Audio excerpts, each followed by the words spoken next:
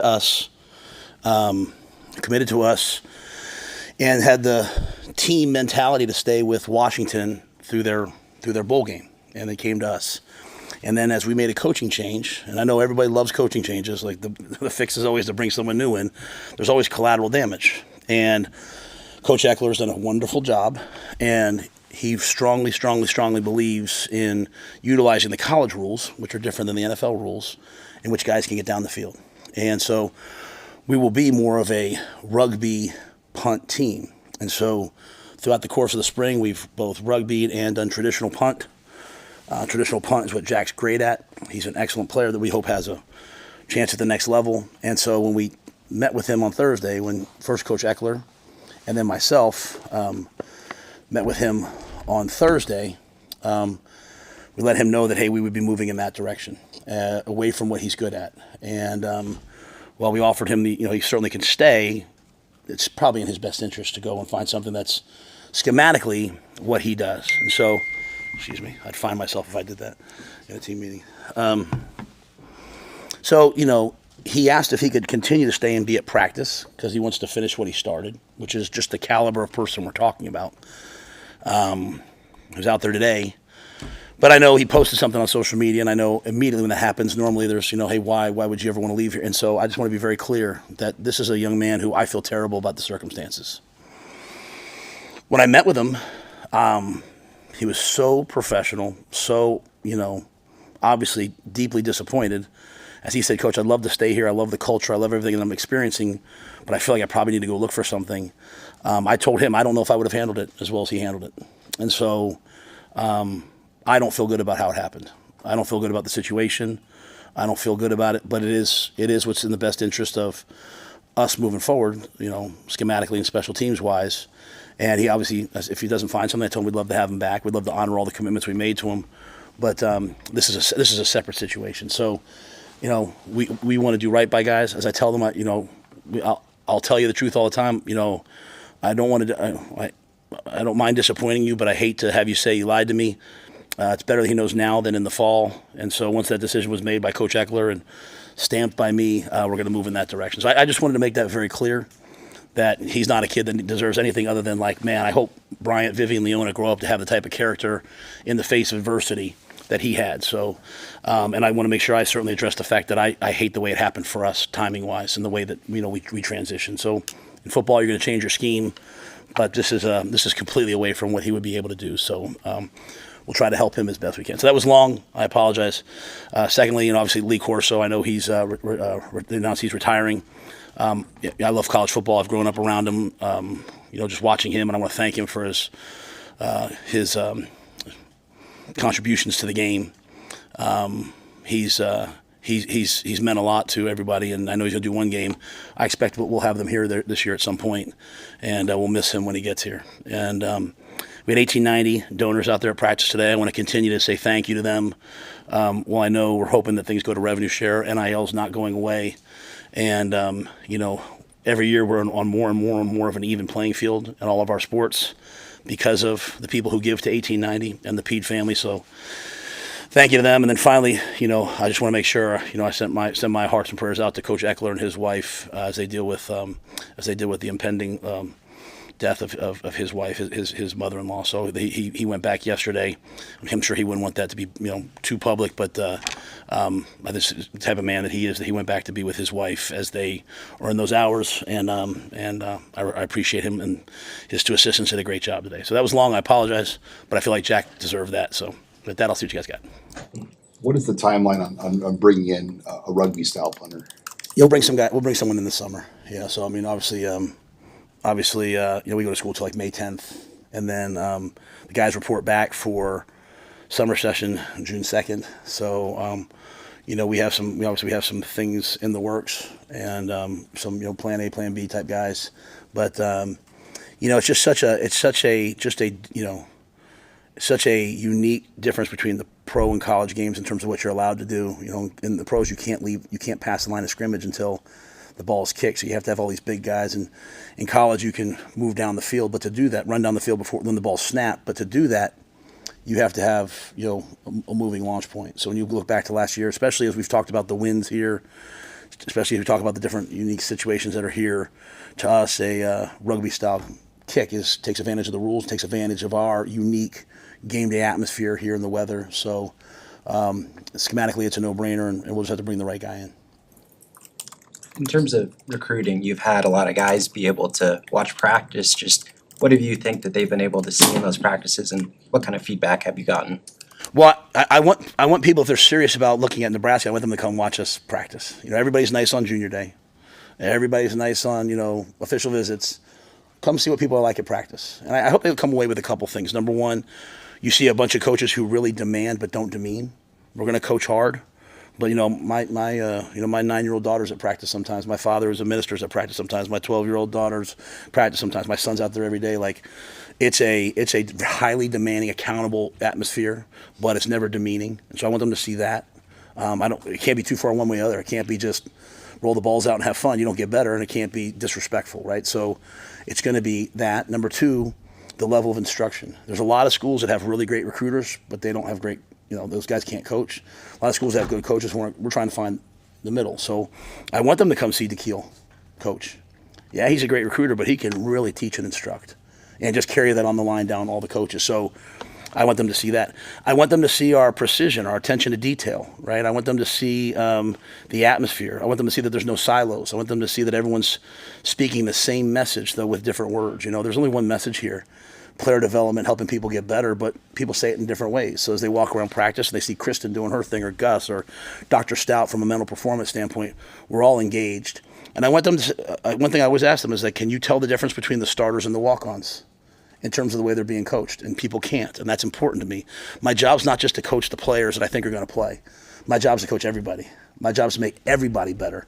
So I want them to come and see all that, and I want them to see us, be in a highly, highly detailed, competitive environment. Still see guys having fun, right? Still see guys enjoying the competition. I want them to see Mudita. I want them to see guys celebrating when the guy at their position might make a play. They're not mouthing off. They're not angry when a guy makes a play. They're celebrating and see the joy that we try to build in our locker room. So I think it's very important to come to practice and see that. And then our practices are pretty cool, man. You got former NFL players, former Husker greats. You got a bunch of high school coaches. I mean, some days you have the governor. Some days you have Tom Osborne. There's a lot of people here, and I think it sends a message how important football is at the University of Nebraska. I know you touched on this Saturday, but how much or in what ways does it complicate some of the conversations you're having with players as spring practice ends because of the uncertainty around what's going to happen with the 105? Yeah, so I'm glad you asked that. The 105, it sounds like it's going to stay at 105 from what I'm seeing. And, we've already had most of them with everybody. I'm going to, we're going to do the Husker games next Saturday. I called Troy last night. I'm gonna go live and do some red and white stuff. We have a bunch of guys that this could be their last time playing in that stadium. We have a bunch of guys that are fighting to make the 105. We have a bunch of guys who I can't do it when you guys whisper on the side. It distracts me.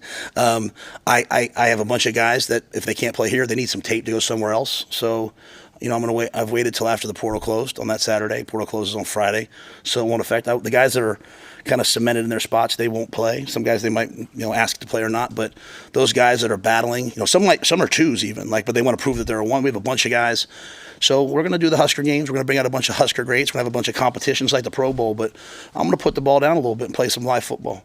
And no Big Ten Network. No. It's just if you love the walk-on program, and you love Husker football, and you love those kids that have, in the face of being told they're not going to make the 105, still did the match-drills this winter. I don't know if I could do that. I don't know if I could. What Jacob Brandel has done. You know what I'm saying? And I just pick him because he's a walk-on player. I don't know if I could do what Jacob Bauer has done. That I could do the most demanding schedule that I've been around. Guys come from other schools like, Coach, this is demanding. Guys leave here sometimes because, Coach, this is too demanding. We've got guys who do this schedule after being told you're not going to be in the 105.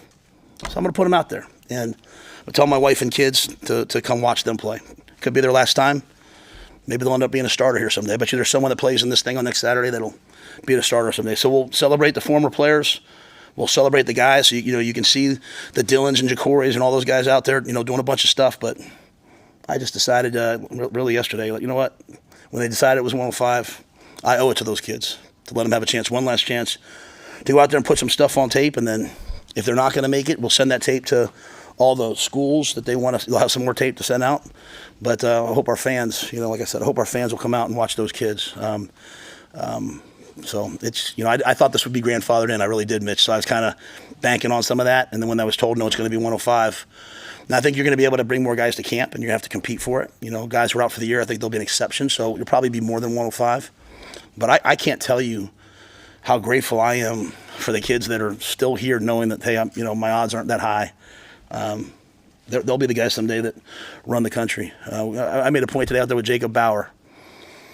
You guys ask me who's flashing, who's not. I hope our coaches have done a pretty good job this spring. I'm not singling a bunch of guys out, but trying to talk about the group, because sometimes we single a guy out, it goes way here, way there.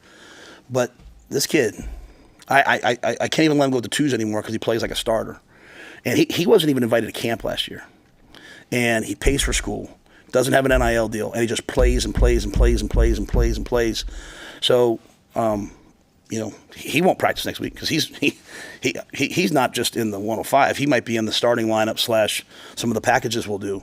But there's some other guys like that I just owe it to them to give them a chance. So, yeah, we're going to play live football next week. How did you come to that decision? Was it like a aha moment? Was it just through some conversations that you had Prayer. with some of those guys? Okay. Honest to goodness, prayer. Not praying about what should I do with the 105, but just, my dad's a minister. I ain't the best Christian in the world. But I work at it a little bit, and I just had some quiet time the other day, and just sometimes you take some quiet time, whether you meditate, whatever your religion is. I'm not here to advocate. I'm just saying, like, I put my phone down every once in a while, turn the music off. I don't sleep very much. You can tell I slept last night right now, probably because I actually have some energy right now, but don't sleep. But every once in a while, like just taking out all the distractions and just being at peace with whatever your worldview is, and I just started feeling gratitude for some of these kids, right? And this time of year, what's so unfortunate is we talk so much about the kids who might leave, or the kids like who did leave, who said, like, they're just kids, man. They're 19. Like, if you could have put a camera on me at 19, it'd be scary. So I just started thinking about some of them, and it just kind of kept hitting me. Like, my son's a freshman here. My son shows up with the strength staff every Tuesday, Thursday, Saturday to do a 6 a.m. workout. He missed this morning. He missed. I was like, CJ, the strength coach, texted my wife and I'm going to have to kick Brian's you-know-what this morning. And I'm like, when he's your own kid, you're like, he's a kid. He's growing. But I put so many demands on these other guys at the same age. And so I don't know, like, not to be too whatever, but like just in quiet moments, I just was like, man, some of these kids, I didn't ask them. I did what was right because of the portal and all that stuff, but there's some kids who deserve for us to go play. So, I wanted all this, I just kind of waited for it all to die down, waited for the portal to open, and then asked Troy yesterday if this was okay. I haven't told Haven. Poor Haven's over there sitting right now, probably texting people like, hey guys, guess what we're doing? I walked in with Keith. He thought I was joking. I said, no, I'm going to tell him that we're going to scrimmage next week. And I'm not doing it to have people come to the game. And I'm not doing it for anything else other than I just want to give those kids a chance to show what they can do, if that makes sense. You envision it mostly being 2s and 3s? Yeah, I mean, or not even all the 2s, right? I mean, it's, like basically the way we look at it, like, we have a 53-man roster like an NFL team, and we have like a second 53, and the guys trying to make that second 53, so it's probably maybe the first 60 guys don't play, and then, just those guys that are either trying to prove that they can go from being a 2 to being a 1, or, so just anybody that we think still has meat on the bone left to prove, and if they want to play. Now, I can just tell you this. I'm out there every day, and I'm like, hey, red zone lockout, Thud, and Dane Keys, like, make it live. Emmett Johnson, I mean, they love football, so this is the team I've been waiting for. In terms of that, this is the team I've been waiting for. But yeah, I think it would mainly be the, I don't want to steal Web's away. Like, we took a young man, Trent Euler, he's been playing fullback, moved to a linebacker, and he's a natural out there, right? He's got 2 practices, and he's like running around. So what am I going to do? Make him next week go out there and, wear spandex and just do whatever? I'm going to give him one more chance to prove, show what he can play. And because I know he can play. And there's lots of guys like that. So, again, the Husker games are going to be on. That'll be fun. I think we'll see the personality of a lot of the guys, but we're also just going to add in, unless Haven tells me after this, no. Put a lot of pressure on you right there, Haven. But we're going to add in some football for those guys. It's not a battle for the 105 or anything like that. It's just more like, these guys deserve a chance to put it on tape. Another question about recruiting. You had mentioned, the 105-man roster and all the things going on. You're probably not going to sign as large of a recruiting class this year, and there's a lot of good players in the state. How do you kind of walk that tightrope between reminding players and coaches in the state that you really value kids here, but simultaneously knowing that you might not be able to bring all of them here? I have one job. It's to win at Nebraska, okay? Anytime a coach here has tried to do anything else but win at Nebraska, they've been asked to leave. And I'm not saying that's what I'm saying. Like, you can serve. No man can serve two masters. We have to win. Everyone cares about everything else when you're not winning. When you win, I mean, Tommy Frazier was from where? Okay, I'm saying like that. No one cares. You know what I'm saying? Like so, and I'd say that like I want to mine the state. I think there's good players in the state. Okay, but like if a player's a really good player and doesn't quite fit us, and he's going to go, but he's going to go somewhere else. I want him to go be happy. I care about football in the state. That's why we're open. Every practice is open to the high school coaches in the state. That's why our camps are not just select invitational camps. That's why we do youth camps. That's why we do free youth camps. That's why we go speak at clinics. That's why our coaches clinic had 500 people here just for us. We are going to pour into the state in football. But what I have found is, if you bring a player here from the state and they're not happy, the place that they love now becomes a miserable thing. So I have to be sure that they're good enough. And what's happening sometimes here is some of the other schools that aren't playing in the Big Ten, they're going to offer them as a sophomore. And everyone looks at me like, well, why haven't you offered him yet? It used to be you got offered as a senior, you know? And I like guys, if I'm not quite sure yet, don't I owe it to you to be sure before I offer you a scholarship? And now before I offer you a rev share deal? So I don't think there's anything wrong at the University of Nebraska that we carry ourselves like the top 20 teams in the program, in the country. And the top 20 teams in the country, if they say, hey, we like you a lot, but we want you to come to camp, you'll come to camp, you know, going into your senior year. So there's lots of kids. I would love to recruit them. They've committed to a Big 12 school or somewhere else like that. Come to camp. If you want to play in the Big 12 over the Big 10, oh, I got it. But make no mistake, there is a big difference. And Big 12 is going to go nuts now. I know that. And I'm going to be on X and all that stuff. But it's the reality. The Big 10 and the SEC, especially moving forward, are going to be here in terms of everybody else. So I have to worry about what's Ohio State doing, what's Michigan doing. So I love the state. I love the players. And we're gonna take a bunch. You know, so we've taken some as walk-ons. We've taken some as scholarship players. I just have to be sure that they're good enough. And I don't think asking guys to come to camp is the whole thing like, hey, you should be the first offer at Nebraska. You know, desperate teams always set the market. Let me say that one more time. And rev share and all this, desperate teams set the market. So if they know that, hey, straight up, we can't beat a Big Ten team or we can't beat Nebraska, then we better offer them a year earlier and say Nebraska doesn't care about you. We care about you. We just we got to make sure that you're going to help us beat Ohio State. That's my job, is to be really focused on, you know, serving that one master, which is college football playoff, Big Ten championships, national championships. That's all anybody wants. So I better do that. If you're not doing that, then people say why. But and I think we're taking the right players from the state, and I think football in the state's really good. So you're going to see lots of guys sign scholarships.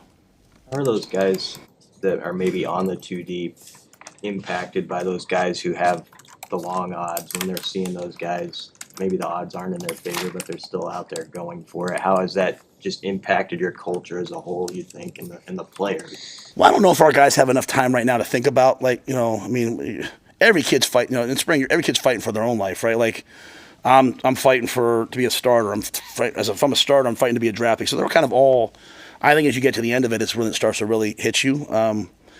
You know, that's why I've been very clear. I mean, I like our team. I don't think we need to add one thing from the portal and have a good team. Like, I told our guys the answers are in this room. That doesn't mean I'm not going to go through the process. It doesn't mean I'm not going to look at what's out there. And if we lose somebody, we may have to replace them. But we have a lot of really good players and a lot of depth that I like. So I do think, though, like when I talked about Bauer today, I made that point to everybody. Like, he didn't complain. He didn't worry about what he doesn't have. Every day he compares himself to what he was yesterday and says, okay, am I better than I was yesterday? To the point where he's a straight running dude. He's a good football player. And so I told the guys out there, it wasn't planned ahead of time. I didn't tell Susan ahead of time. I said, we'll pay for your school next year. And they all tackled him. And not one of those like, hey, someone walks out with a scholarship. I just was like, this is ridiculous. This kid gets nothing, and he plays this good. Like, I'm going to give him. He's on scholarship, right? Or he's, you know, whatever the rules are moving. I don't know the rules yet, but we'll pay for his school. So, and the guys are happy. But I just think our players respect everybody in the building for their effort. There's not a guy in the building that doesn't give great effort. And so I think that whole 105 thing will hit. If you're not thinking about it, it'll hit some people at some moment. Like, hey, you know, how's this going to impact me? How's this going to impact each other? It'll be sad when it happens, you know, because, you know, if it would have been easier to phase this than it would have been to just cold cut. We're cutting people. And that's really hard. I'm surprised. I'm surprised it's not. I'm just surprised it's not grandfathered in. I really am. Is Bauer playing defense? So I'm talking about Jacob Bauer, right? So Jacob Bauer and plays linebacker for us, yes. Jacob Yeah, Bell, Jacob. okay, yeah. Rowdy's a heck of a player too. And Rowdy's playing safety, but Jacob's what I was talking about.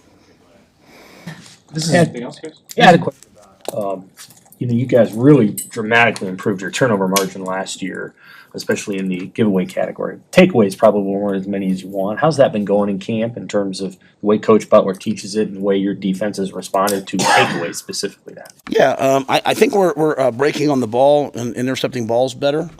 It's always hard. The number one source of turnovers is always the quarterback position at every level of sport. So when you can't, I see some deal. I don't know who's back there. Is that Keona's back there? Justin's back. Is this Justin and Keona?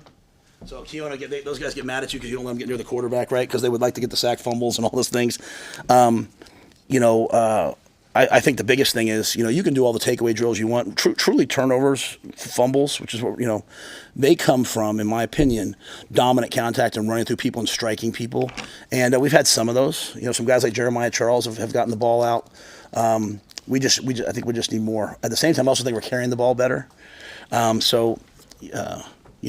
tell our guys all the time, you don't live in the past, but you learn from the past. You go back to last year, you lost to Illinois by 1 point. And I say 1 point because it was overtime, right? You lost to Iowa by 1 play. Your 2 plays. No, we don't believe in getting close.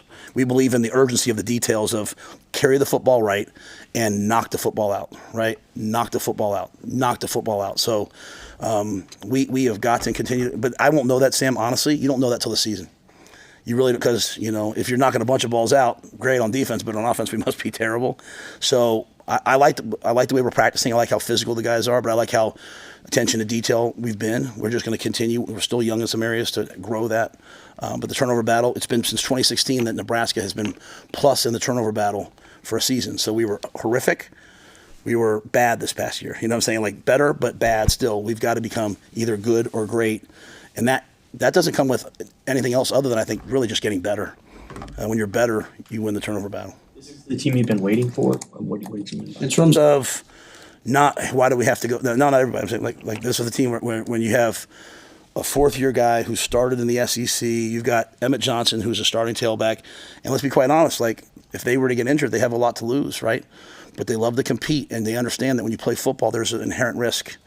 And that's why, in the NFL, they have preseason games. Think about that. You have a $270 million roster. You have $50 million quarterbacks, and you still put them out there for preseason games because you have to make a decision. Do I want to be healthy or do I want to be good? And most injuries actually happen just like shuffling and the guy's knee buckles, right? So, but when you have players that like to play, I don't have guys saying I blow the whistle up there, hey, coach, can we run that back? Can we do it again? This is the first time the offense fumbled today in a competitive period, and I wouldn't let the black offense go back out. And they, Dylan's in my ear. I'm like, well, the only way to punish you guys is to not let you play, as opposed to make them go again. And it's completely different. But it's year 3, right? It's completely different, and it has nothing to do with me. It's the guys. They like to compete. Like that guy back there, Justin. If someone called me and said, hey, there's a problem at the house, I'm calling Justin Evans. I'm telling you. And he's moved to center now. He should be up for everything, every award. I mean, but he's a tough guy, right? Smart, but he's not the outlier. There's a ton of them, and it's been really good. So when I say that, I'm just I want to be on the practice field. If you come to a practice and you hear me yelling and screaming, I kind of sit there and talk to Susan, talk to Hay. I mean, we got what we got going, and so they love the practice and they're competing at a high level. So I'm happy about them in terms of that. Roster down, do you find yourself hearkening back to when you were an NFL coach, and do you kind of refer to the situations that you might have had to go through then to now, adjust to what it is now? That's a great point. I think this is way harder. I mean, at that's business, right? That's whatever. And those kids, if they get cut, they can get picked up by another school. Now that's why we're telling them now, so if they want to get in the portal. But I just don't understand. In August, I'm going to walk into a kid and say, hey, thank you for everything. Thanks for training 7 days a week. That's for having your body weight at this. That's for you can't be in the facility anymore. What I'm gonna say, not I can hang around and no, you can't be in the facility anymore. You're gonna go from being on this football team for 2 years to being a regular student. And go sit in the stands, and they'll be sitting in the stands watching a game. Man, so while the narrative out there is hey, this kid asked for this amount of money. I don't know. I'm talking about nationally, right? There's all these national stories. I pay attention to those, and I understand this is a business. I like to talk about also, though, the Jacob Bowers and those kids that are just fighting for whatever. Because I don't care if you get one thing. If you get to eat in this cafeteria every day, you should be pretty grateful, right? And so, but it's going to be really hard. And this is the last time we'll actually be able to talk about it because it's going to go into effect. And I'm not going to complain about something once it's changed. And I understand why they did it, but it's the human capital, it's the human effect that is unbelievable. That's why I didn't like coaching in the NFL. I love the players. The players looked at me like, oh God, here he comes. Like I was the guy like deciding their futures, and I don't want that. I want to be there. Like I walk off practice today, and there's Elijah Judy's, wife and son. I'll go over. I like to play with Coda. I like to be talking about guys' grades. I don't want to be, hey, we're cutting you. But so I've done it before. I've been a part of it. You become very dispassionate about the relationships with the players if you want to be really good at that. GMs and those guys, it becomes very transactional, and that's never been what the University of Nebraska is, and that's not been who I am. So, but this will be the only year we have to do it, I guess, right? After that, it'll be kind of set, and we'll adjust, but this first year will be really difficult. Okay. Thank you. Thanks, man.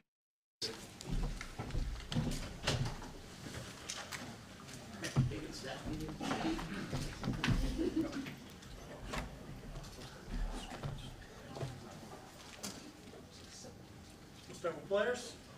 We'll get Jeff Stebbins first.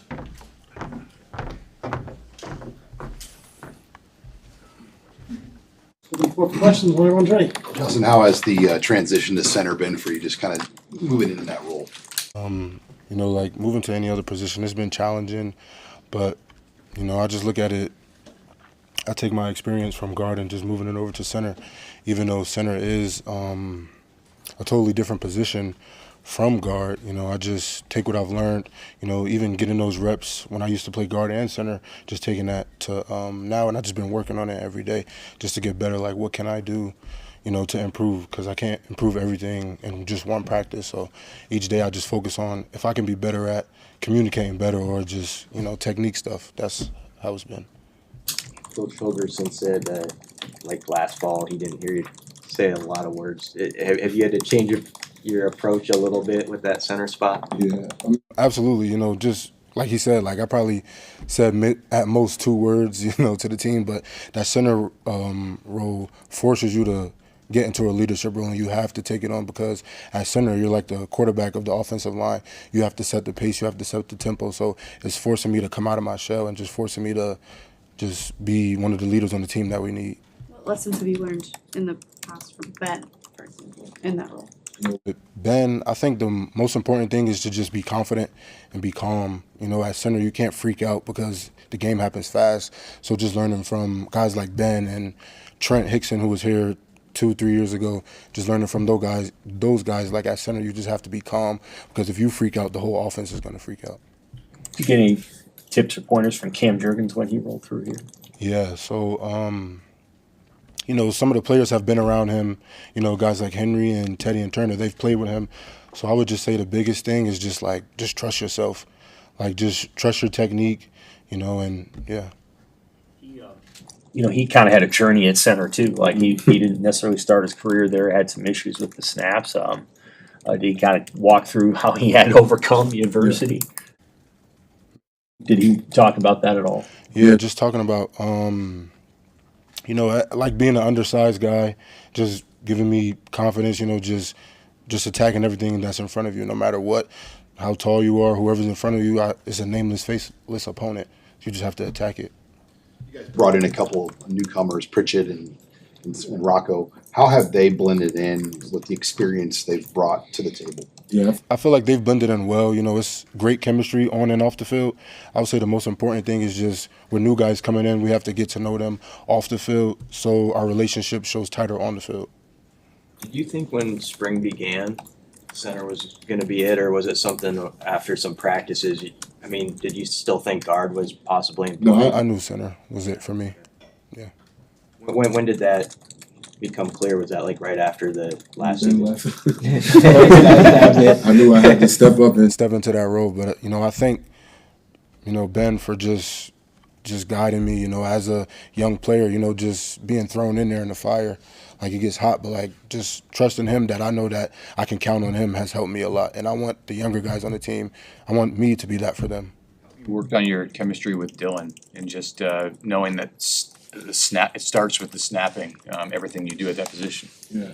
Even when Dylan first got here, like it was nothing but love, nothing but family, you know. And it's different when it's center quarterback. It's like big brother, little brother, you know. Like I see Dylan as family, and it's just been great ever since.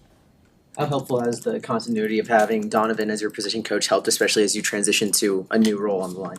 Yeah, I think it's been great. You know, ever since I first got here, Coach Donnie has been nothing but a role model for me, and he's helped me to come a long way. You know, being a young player and maybe not being as confident, but like as time goes, you get the experience. He's just been believing in me and just telling me that I can do this, and I do whatever I put my mind to. Today, Coach Rhule announced that they'll play some football now on April 26th, where some of the lower unit guys are going to get an opportunity to play in the stadium in front of the crowd. How excited are you for some of those guys that will get that opportunity? Yeah, I'm excited because we have a lot of talent, not only in the O-line room, but on the offense as well. Like we have a lot of good guys who can go out there and showcase what they can do and prove that they can play. When Nebraska brings in a couple transfers on the offensive line, what's your role in kind of integrating them and making this unit one? I would just say just bringing them along, just taking what they've learned from their schools, like for example, Rocco coming from Notre Dame, you know, that's a big program, you know, just taking what we can, learning from him and then showing him our ways of doing things, if we just build a cohesive unit that way. How have you sort of gotten used to being the vocal guy in the room?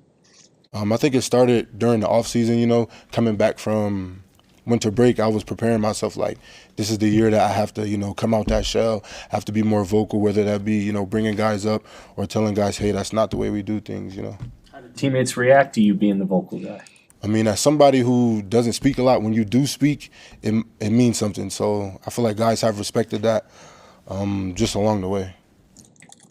Coach Holgerson said, I mean, you can be one of the better centers out there. What's that mean to have that sort of confidence, you know, said from a coach? It's honestly just motivation. You know, I don't get too high, I don't get too low. I just stay the same, put my head down and work, and just know that I can be whatever I believe in.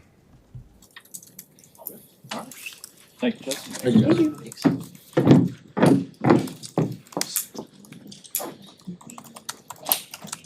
Okay. Davis.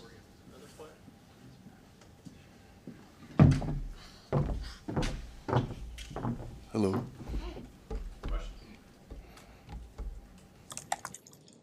Keona, how have you kind of blended in your role, kind of taken over with so many veterans leaving this defensive line this spring? How's that been for you?